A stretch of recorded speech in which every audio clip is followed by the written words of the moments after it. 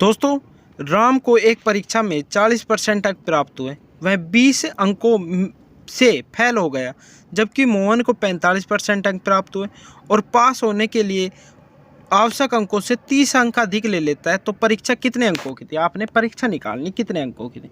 तो दोस्तों क्या है, एक व्यक्ति 40% अधिक लेता है।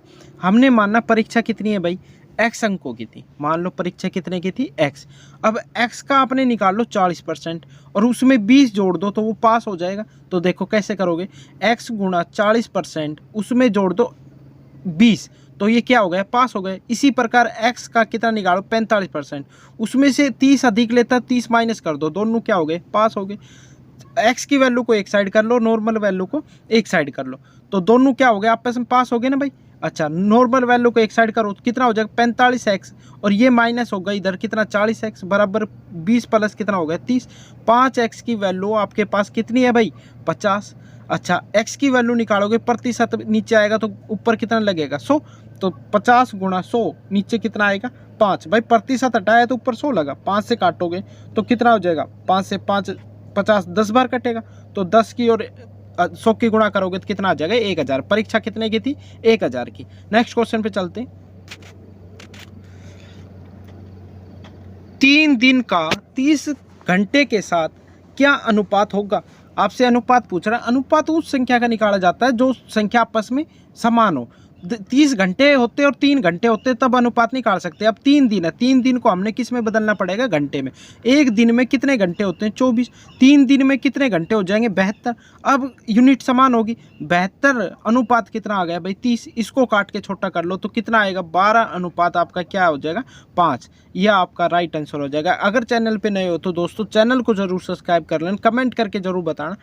दूसरा क्वेश्चन, ए और बी कोई 50 दिन में पूरा कर सकते हैं। उन्होंने 20 दिन तक कार्य किया, फिर कार्य छोड़कर चला गया। बताइए बाकी कार्य कितना कार्य बाकी रह रहा है।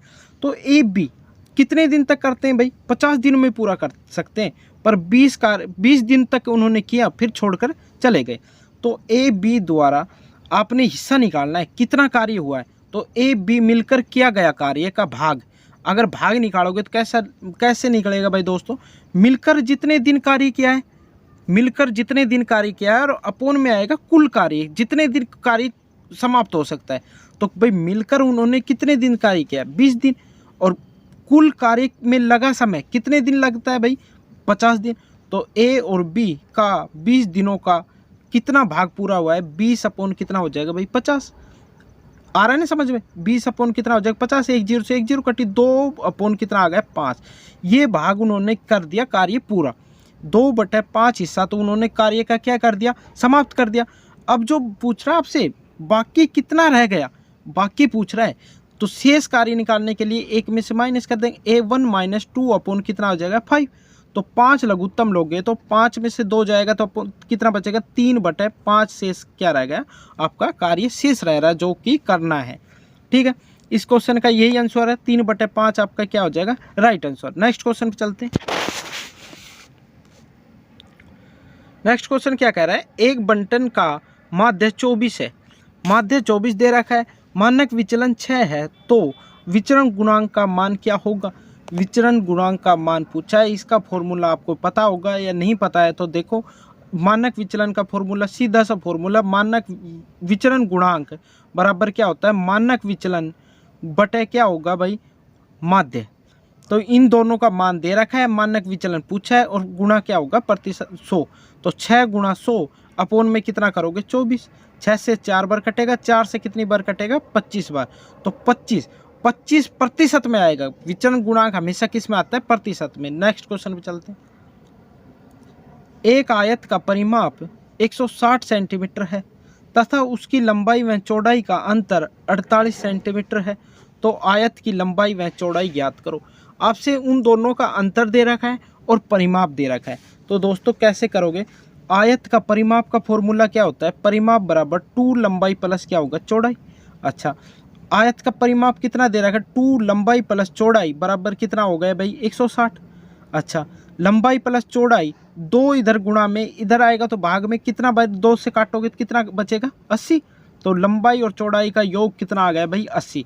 ठीक है, आपसे अंतर दे रखा है लंबाई और चौड़ाई का अंतर कितना है भाई 48। लंबाई और चौड़ाई का कितना दे रखा है 48। हम छोटे थे जब करते थे ना समीकरण को, ये समीकरण 1 मान लो, ये समीकरण किसको मान लो 2 मान लो। समीकरण 1 और 2 को हल करने पर भाई, दोनों को हल करने पर समीकरण L प्लस लंबाई प्लस चौड़ाई बराबर कितना है 80, लंबाई माइनस चौड़ाई बराबर कितना है 48। अब दोस्तों इनका क्या करना पड़ेगा, आपने चिन्ह चेंज करना पड़ेगा, जो प्लस है वो माइनस, माइनस है वो प्लस हो जाएगा। तो 2b बराबर कितना बच गया 32, 80 में से 48 जाएगा। b का मान निकालोगे 2 गुणा में इधर आएगा तो भाग में, तो कितना आ जाएगा, b का मान आपका आ गया 16। तो जो b का मान आया ना वो समीकरण 1 में रख लो या 2 में रख लो, आना सेम आंसर आपका। समीकरण 1 में b का मान रखने पर, तो समीकरण 1 में b का मान रखोगे तो L प्लस 16 बराबर कितना हो गया 80। L इधर 16 प्लस का इधर जाएगा तो माइनस का, तो 16 माइनस होगा तो कितना बचेगा 64। आपकी लंबाई आ गई, चौड़ाई कितनी आ गई 16। नेक्स्ट क्वेश्चन, आयत का क्षेत्रफल आपका 12.46 वर्ग मीटर स्क्वायर है। यदि आयत की लंबाई 3.5 मीटर है तो आयत की चौड़ाई ज्ञात करो।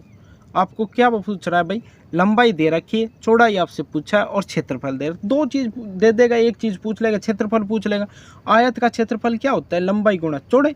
तो आयत का क्षेत्रफल 12.46 दे रखा है, जबकि आयत की लंबाई आपको दे रखी 3.5 मीटर। अच्छा, आयत का क्षेत्रफल का फॉर्मूला क्या होता है, आयत का क्षेत्रफल बराबर क्या होता है, लंबाई गुणा चौड़ाई। सीधा सा क्वेश्चन। आपसे यहाँ से पूछ रहा है चौड़ाई, तो चौड़ाई लंबाई इधर गुणा में तो इधर आएगी तो भाग में होगी, तो चौड़ाई का फॉर्मूला क्या बन जाएगा, यहाँ से क्षेत्रफल अपोन की क्या आ जाएगी लंबाई। अब दोस्तों इसका मान रख दो आप, सीधा सा है, मान आपको दोनों का पता है भाई।